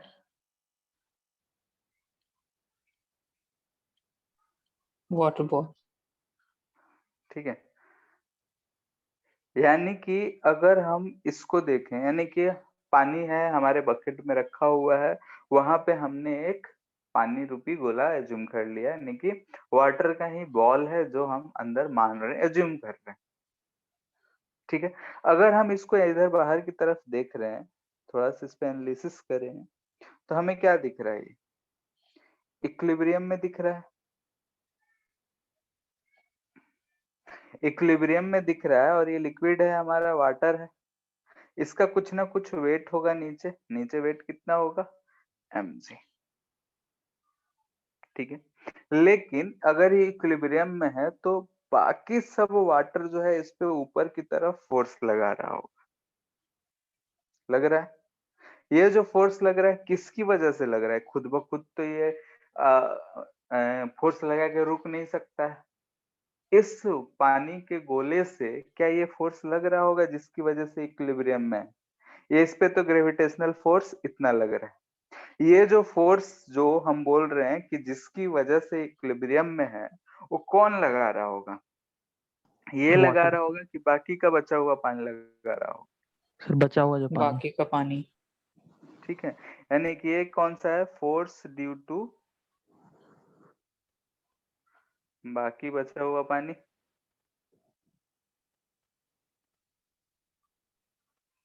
ठीक है। रिमेनिंग वाटर जो है उनकी वजह से ये फोर्स लग रहा है, और यही जो फोर्स है इसे हम लोग नाम देते हैं बायोन्ट फोर्स, ठीक है। ये जो हमारा फोर्स है इसे ही हम लोग नाम देते हैं बॉयंट फोर्स। बायोन्ट फोर्स, ठीक है। यानी कि कोई भी, यहाँ पे हमने सिर्फ वाटर रखा है, लेट्स से कि अगर हम इस गोले को किसी और चीज से रिप्लेस करते तो क्या होगा? कि हमने क्या कहा? लेट रिप्लेस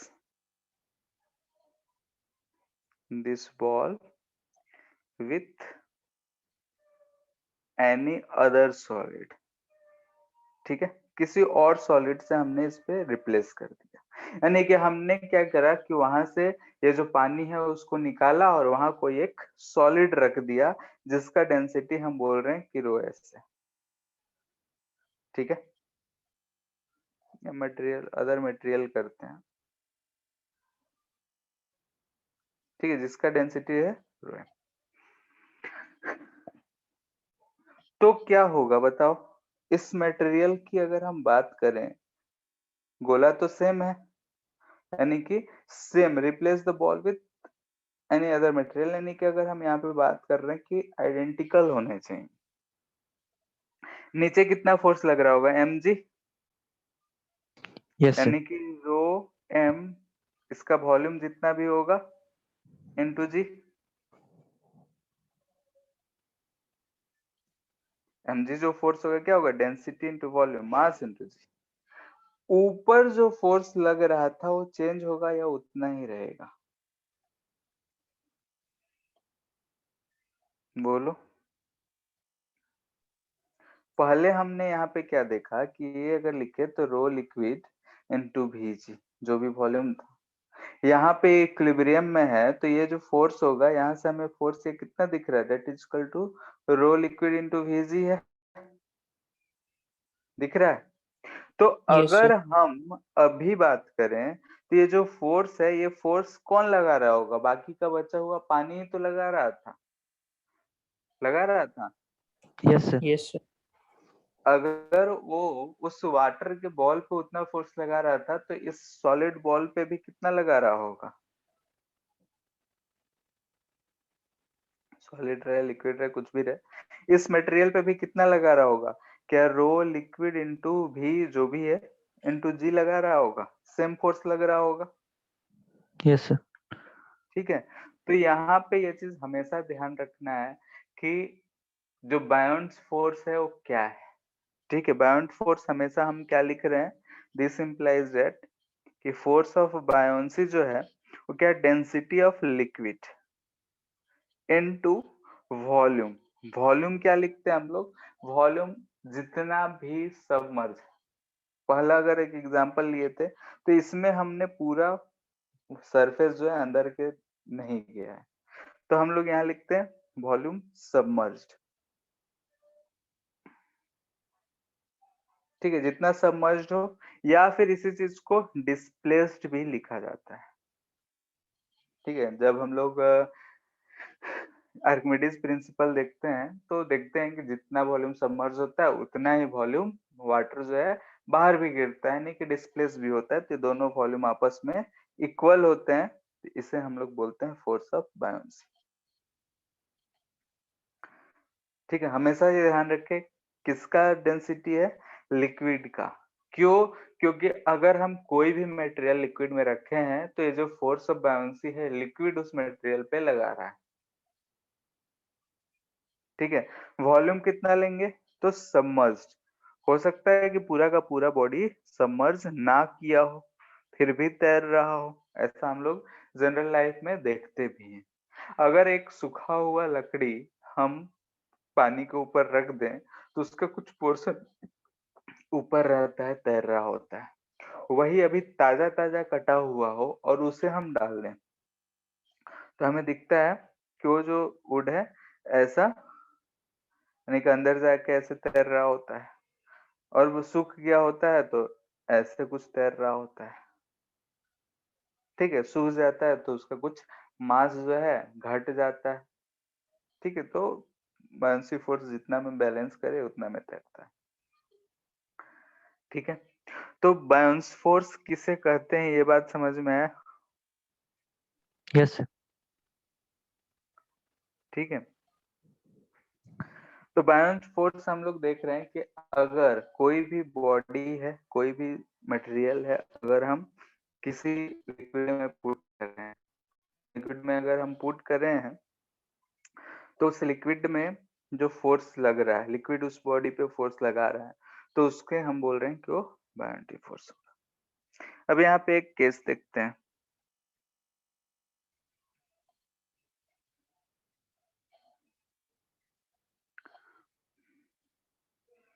क्या हो सकता है, क्या सिचुएशन हो सकता है और कैसे हो सकता है। लेट से कि यहाँ पे कोई एक बॉडी है, इस पे force of buoyancy F B ऊपर लग रहा है, नीचे की तरफ इस पे एम जी फोर्स लग रहा होगा। ठीक है, डेंसिटी ऑफ लिक्विड एल, ये density of solid rho S. यहाँ पे हम लोग ये चीज तो जानते हैं, एमएस को लिख सकते हैं rho liquid into volume of solid into g. ठीक है, ये सॉलिड लिखा हुआ है। फोर्स ऑफ बायोंसी अगर हम लिखेंगे तो क्या लिखेंगे, रो लिक्विड, यहाँ पे सॉलिड होगा, into volume displaced into g. ठीक है, ये दो चीज हम लोग जानते हैं, नीचे mg ऊपर एफ बी, तो mg इतना डेंसिटी के टर्म में, इसको इतना हम बोल सकते हैं। बायोंसी का मैक्सिमम वैल्यू कितना लग सकता है, बता सकते हो?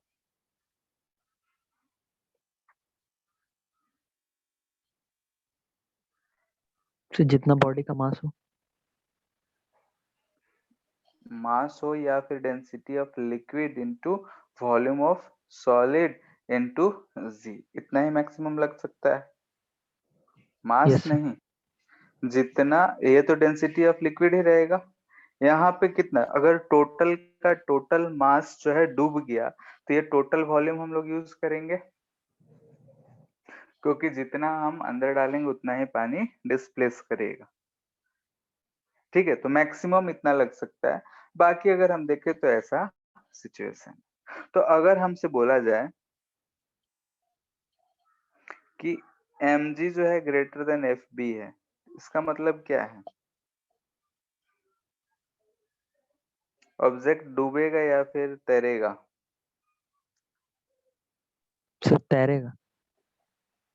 तैरेगा। नीचे का फोर्स ज्यादा है एज कंपेयर टू ऊपर, सिंक न करेगा। Yes sir. ठीक है, ऑब्जेक्ट जो है सिंक करेगा, क्योंकि यहाँ में दिख रहा है कि नीचे का फोर्स यानी कि पानी के अंदर जाने का फोर्स जो है बायोन्जी का मैक्सिमम फोर्स से हम बात कर रहे हैं, मैक्सिमम से ज्यादा है। तो अगर ज्यादा है तो बॉडी जो है सिंक कर जाएगा। सिंक करने का मतलब ये हुआ कि हम rho solid V solid into g equal to, हम ग्रेटर देन लिख रहे हैं कि रो लिक्विड इनटू भी सॉलिड, मैक्सिमम में सॉलिड यूज करेंगे।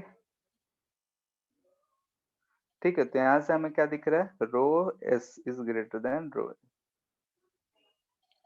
ठीक है, यानी कि डेंसिटी ऑफ सॉलिड मटेरियल जो है, यानी कि जिसका डेंसर मटेरियल होगा वो नीचे रहेगा, डूब जाएगा। ऑयल है, वाटर है, वाटर का जो डेंसिटी होता है ज्यादा होता है कंपेयर टू ऑयल, हम ऑयल को ऊपर डाले तो ऊपर ही रह जाता है। ठीक है, तो यहां से हमें क्या दिख रहा है, डेंसर मटेरियल विल सिंक।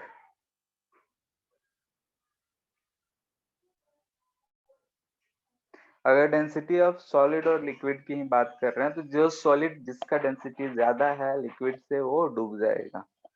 बात क्लियर है? Yes sir. सर हल्का ऊपर कीजिए ना सर, और केस 1 से पहले।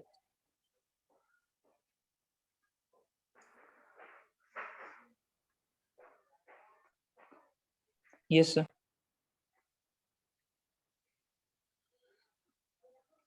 Case 2, mg is equal to F B हो, इस केस में क्या होगा, डायरेक्टली लिख दे रहे, एफ बी मैक्स की ही बात कर रहे हैं, जो मैक्सिमम वैल्यू है उसके बराबर है।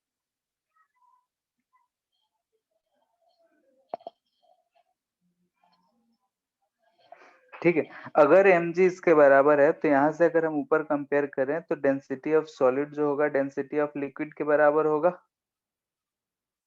Yes sir. ठीक है, जब ऐसा सिचुएशन हो गया, यानी कि कुछ कुछ ऐसा ही सिचुएशन है कि हम पानी में पानी का ही कुछ सॉलिड मटेरियल डाल रहे हैं, डेंसिटी दोनों का सेम। यानी कि अगर हम किसी भी लिक्विड में उसी का, जैसे कि आयरन का ये मोल्टेन फॉर्म हो गया, मोल्टेन डेंसिटी हो गया, आयरन का एक गोला इसी में हम डाल रहे हैं, तो उसमें केस में क्या होगा कि हम जहां पे डाल के छोड़ देंगे वहीं पे वो इक्विलिब्रियम में रहेगा।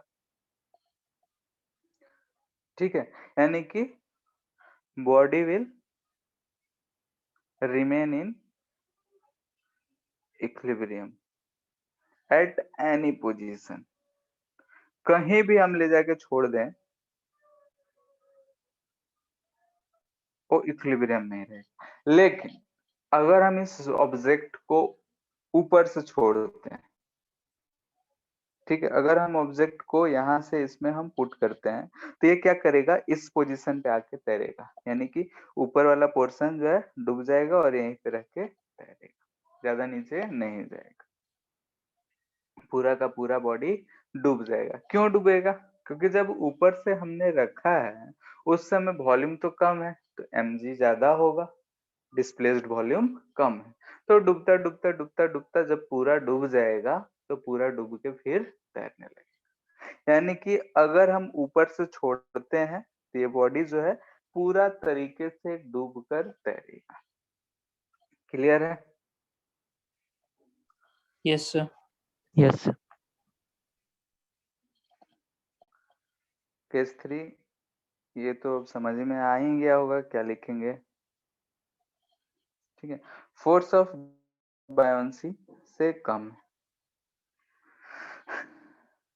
ठीक है, तो इस केस में क्या हुआ, मैक्सिमम से कम है। तो अगर mg जो है फोर्स बायोंसी मैक्सिमम से कम है, इसका मतलब क्या हुआ कि डेंसिटी ऑफ सॉलिड जो है वो less than density of liquid है। ठीक है, और इस केस में हमें क्या दिखेगा, अपवर्ड फोर्स ज्यादा लग रहा है, यानी कि मटेरियल विल फ्लोट। ठीक है, फ्लोट करेगा, तैरेगा ऊपर, लेकिन क्या पूरे डूब के तैरेगा, कितना पोर्शन डूबा होगा। ठीक है, फ्लोट विथ सम पोर्शन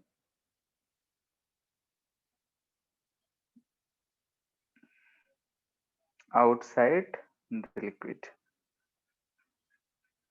ठीक है, ये चीज ध्यान रखना है, कुछ पोर्शन जो होगा बाहर होगा, कुछ पोर्शन डूबा होगा। यानी कि इस केस में at equilibrium in this case, ठीक है, इस इक्विलिब्रियम में अगर हम इस केस की बात करते हैं तो हमें क्या मिलेगा कि जो बॉडी है कुछ इस तरीके से मिलेगा, नीचे लग रहा होगा mg और ऊपर लग रहा होगा force of buoyancy. Force of buoyancy rho liquid into volume displaced, यानी कि कितना वॉल्यूम इसने डिस्प्लेस करा है वो लगेगा इनटू जी, और ये किसके बराबर होगा, displace into g equal to rho solid volume of solid into g. यानी कि हम इस केस में बोल सकते हैं rho L V displaced equal to rho S V S. ठीक है, इस केस में हम लोग ये चीज यूज कर सकते हैं और इससे हम पता कर सकते हैं कि कितना वॉल्यूम जो है डिस्प्लेस करा होगा, अगर सॉलिड का वॉल्यूम और डेंसिटी सब दे रखा है तो। ठीक है, अगर हम वॉल्यूम फाइंड कर सकते हैं तो कितना फ्रैक्शन डूबा होगा वो सब चीज भी हम लोग निकाल सकते हैं।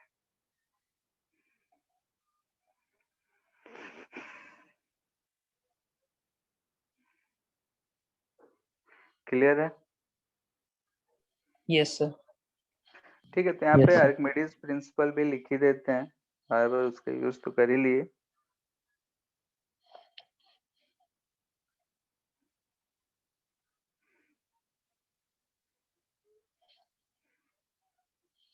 ठीक है, आर्किमिडीज प्रिंसिपल क्या था, कहानी सबको पता है। ठीक है, कि बाथ टब में नहा रहे थे तब उनको मिला, वैसे ही यूरेका यूरेका चिल्लाते हुए चले गए, पता है ना सबको, 9th क्लास में था शायद। सर स्टोरी नहीं पता, लेकिन क्या होता है आर्किमिडीज प्रिंसिपल ये पता है। वो स्टोरी यही था कि वो जहाँ भी थे, शायद ग्रीक के थे, कहाँ के थे ध्यान नहीं है।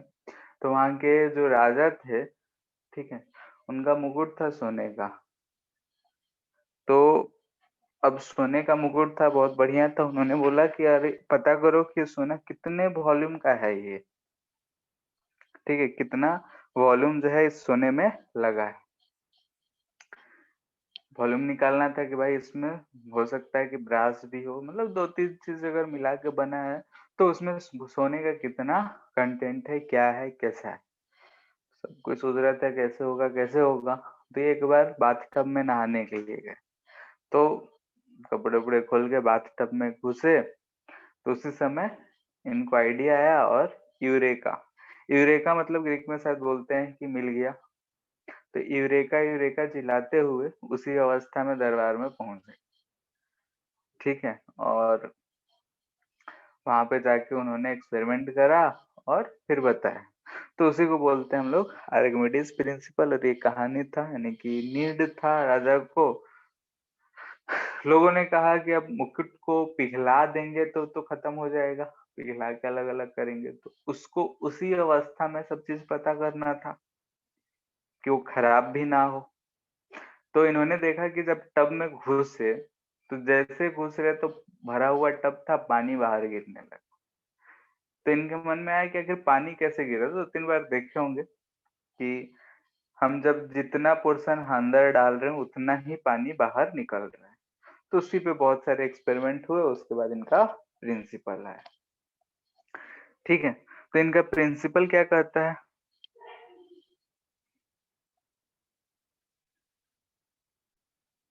बोलो। सर कि कोई सर ऑब्जेक्ट अगर पानी में जाता है तो उसका वो उतना हाइट तक लिफ्ट होता है जितना उसका वॉल्यूम रहता है ऑब्जेक्ट का। यानी जो हम लोग ऊपर डिराइव कर रहे हैं वही है। अगर इसको सिंपल लैंग्वेज में बोले तो हम बोल सकते हैं कि if weight of object is equal to weight of displaced liquid, ठीक है। यानी कि जो भी हम वेट डाले हैं उसमें अगर डिस्प्लेस्ड लिक्विड के बराबर अगर वेट हो तो हम लोग बोलेंगे then object will float on the surface, float on the surface instead. ऊपर से भी ध्यान से देखो, इस केस में भी हमने देखा कि ये आधा सबमर्ज होके ही तैर रहा है। कब? जब वेट ऑब्जेक्ट का बायोंट फोर्स के बराबर हो गया। और ये बायोंट फोर्स कितना था? जितना पानी का गोला था, याद आ रहा है? हमने उस पानी का गोला जितना हटाया था उतना ही था। यानी कि जितना पानी डिस्प्लेस करे हैं, यानी कि उस पोर्शन के लिए जितना पानी हटाए हैं उतना ही का वेट के बराबर फोर्स लग रहा है, ठीक है। इसीलिए शुरू में हमने पानी का गोला बनाया था कि इस चीज को रिलेट कर सके कि जो हमारा ये वेट ऑफ डिस्प्लेस्ड लिक्विड, ये क्या है? जितना वाटर हमने हटा के उसके बदले लिक्विड सॉलिड रखा है उसका वेट जो है, और ऑब्जेक्ट का वेट, दोनों अगर आपस में बराबर हो जाएंगे तभी वो तैरेगा, ठीक है। मैक्सिमम के बराबर होगा तो भाई अंदर जाके तैरेगा। अगर कम रहेगा तो कुछ पोर्शन बाहर रहेगा, कुछ पोर्शन अंदर रहेगा, लेकिन फिर भी तैरेगा। उस समय भी बायोंसी फोर्स बोलेंगे कि mg के बराबर ही होगा। सर कितना पोर्शन सिंक करेगा इसका पता लगा सकते हैं? हाँ, सर कैसे पता चलेगा? अभी कर रहे हैं, ठीक है। इसी से आया कि force of buoyancy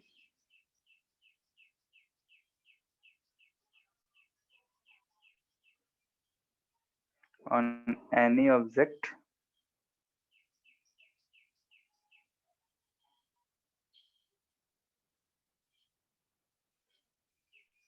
weight of liquid displaced। दोनों स्टेटमेंट सेम ही है, अलग अलग तरीके से बोल रहे हैं, कितना पोर्शन अंदर रहेगा, वही है। लेट्स से कि हमारा लिक्विड है, इसका डेंसिटी 3 रो है, ठीक है। यहाँ पे हमारे पास एक ऐसा कोई भी ब्लॉक है, ये ए है,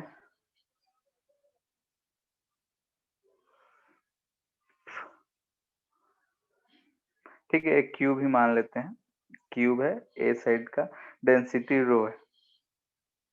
इसे अगर हम इसमें उठा के पुट करेंगे तो तैरेगा कि डूबेगा,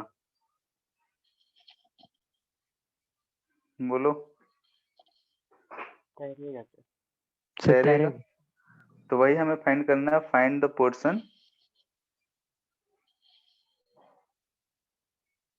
पोर्शन सबमर्ज्ड ऑफ ब्लॉक, ठीक है। अगर ब्लॉक तैरेगा तो कितना पोर्शन उसका सबमर्ज होगा, ये फाइंड करना है।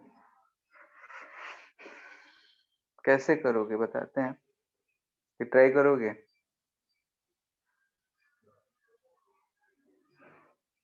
ऐसा मान लेते हैं कि क्यूब है, साइड लेंथ ए है, हाइट भी ए ही है, लेकिन हमने मान लिया कि इतना एक्स पोर्शन जो है यही इसका डूबा हुआ है, ठीक है। तो यहाँ पे अगर हम इसकी बात कर रहे हैं तो नीचे की तरफ लग रहा होगा कितना, mg, ऊपर की तरफ लग रहा होगा फोर्स ऑफ बायोन्सी, ठीक है, mg और फोर्स ऑफ बायोन्सी। तो यहाँ से हमें दिख रहा है कि इक्विलिब्रियम में है, फ्लोट कर रहा है, यानी कि इक्विलिब्रियम में है। इक्विलिब्रियम में है, इसका मतलब ये हुआ कि mg जो होगा fp के बराबर होगा। mg कितना लिखेंगे, तो रो इंटू इसका volume A cube into G. Force of buoyancy कितना होगा, 3 रो इंटू जितना वॉल्यूम सबमर्ज है जितना ही वॉल्यूम सबमर्ज है, यानी कि A square into X. Clear है? Yes sir. ठीक है, तो a/3 जो है अंदर है, तो बाहर कितना होगा, 2a/3, ठीक है।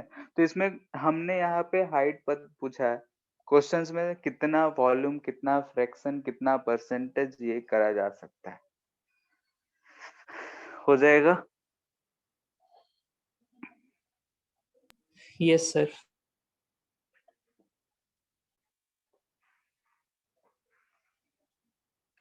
ठीक है, कुछ सवाल जिसका जवाब तुम लोग को देना है, सीधा सीधा ऐसा है।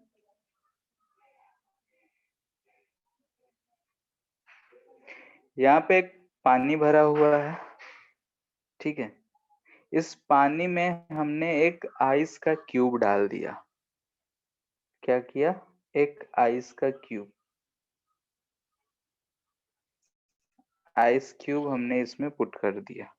अब पूछ रहा है कि आफ्टर मेल्टिंग, ऐसा सिचुएशन है कि पानी लेवल है ऐसा, यहाँ पे ये तैर रहा है। ये तो पता है सबको कि डेंसिटी ऑफ आइस जो होता है वाटर से कम होता है, यस सर। ठीक है। After melting of ice, ice अगर मेल्ट कर जाएगा तब लेवल ऑफ वाटर क्या होगा,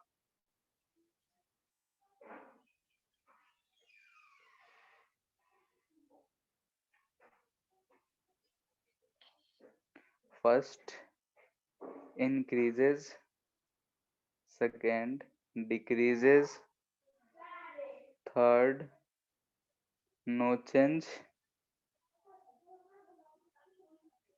and last सबसे बढ़िया डेटा इनसफिशिएंट।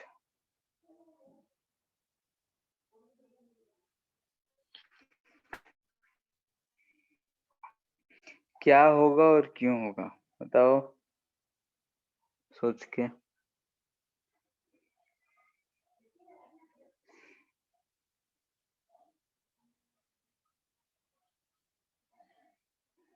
यही डेंसिटी इन सबसे ही खेलना है, डेंसिटी, वॉल्यूम, इन सब का खेल है यहाँ पे।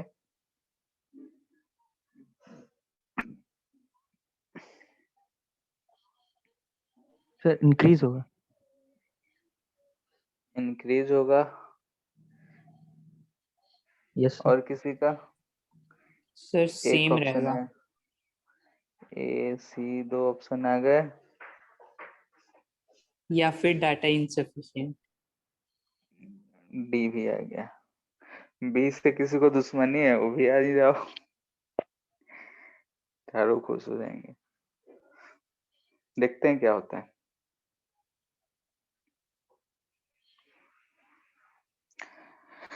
यहाँ पे अगर हम देखें तो जैसे कि वाटर है, इसमें आइस तैर रहा है, अभी ऐसा सिचुएशन दे रखा है।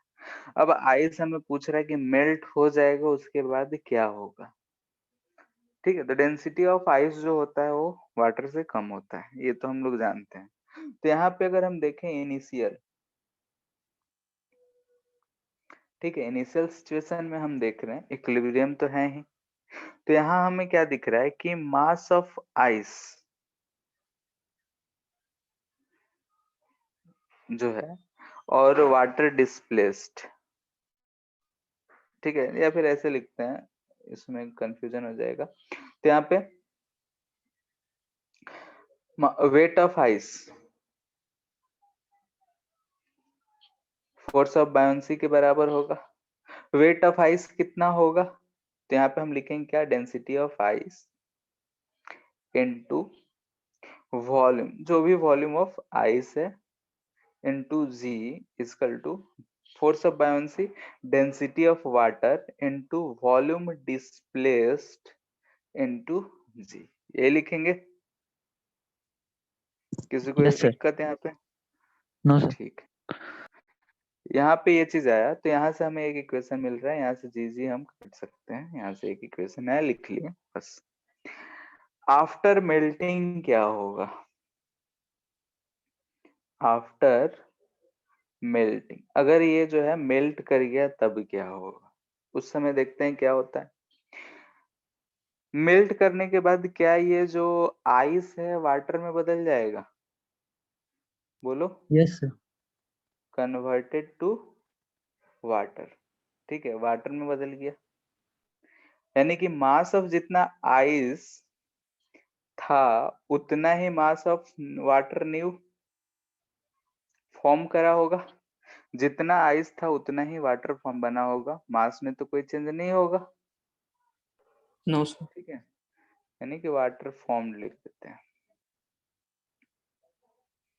ठीक है, ऐसा।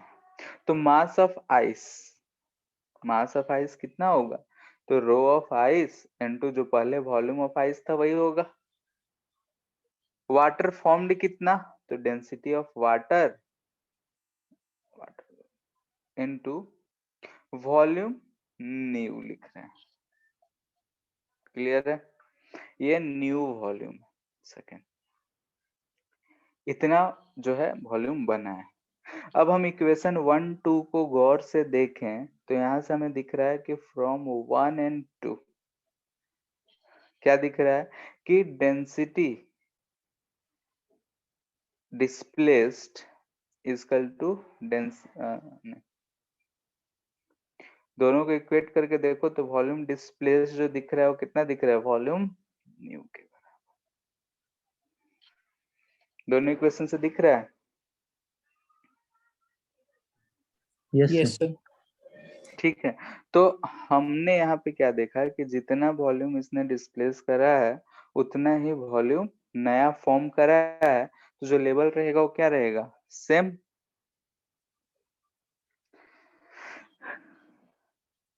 ठीक है, तो हम यहाँ पे क्या देख रहे हैं कि जो वाटर है, जो आइस था, आइस जो फॉर्म किया है, यानी कि हमने क्या देखा कि जो डेंसिटी ऑफ आइस है, यानी कि आइस जो है लिक्विड में ही बदला है और इसने इतना वॉल्यूम डिस्प्लेस करा था। यानी कि हम ऐसा समझ सकते हैं कि इस आइस को अगर हम मेल्ट करके भरते तो ये जो गड्ढा बन रहा है इसी में वो ऑक्युपाई हो जाता। बात समझ आ रहा है? यानी कि लिक्विड का ऐसा लेवल था, हमने अगर आइस को मेल्ट करता तो आइस जो है इतना में ही वो एडजस्ट हो जाता। और ऐसा हम लोग इसलिए भी सोच सकते हैं क्योंकि हम जानते हैं कि जब वाटर को हम लोग आइस में बदलते हैं तो उसका वॉल्यूम एक्सपेंड करता है, डेंसिटी घटता है, ज्यादा वॉल्यूम ऑक्युपाई करता है।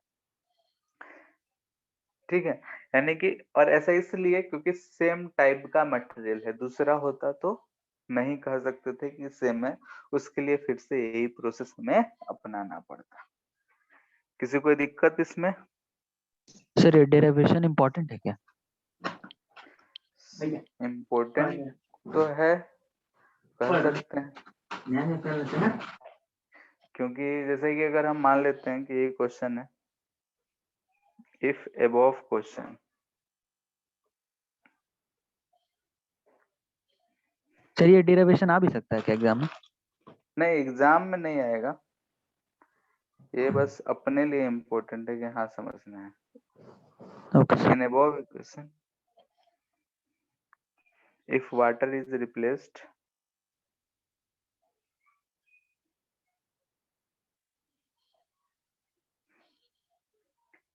any other liquid, ठीक है, कोई और लिक्विड से हम रिप्लेस कर दे रहे हैं वाटर को जिसका डेंसिटी जो है less than density of water है, एंड सेकेंड जिसका डेंसिटी जो है ग्रेटर देन वाटर है। तो इस दो सिचुएशन में क्या होगा, लेवल ऑफ लिक्विड क्या होगा?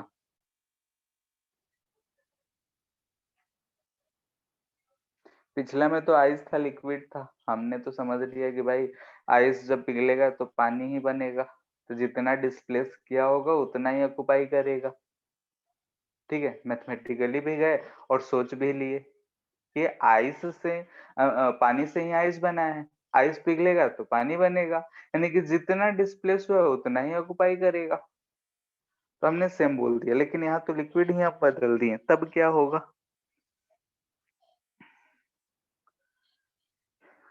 बोलो।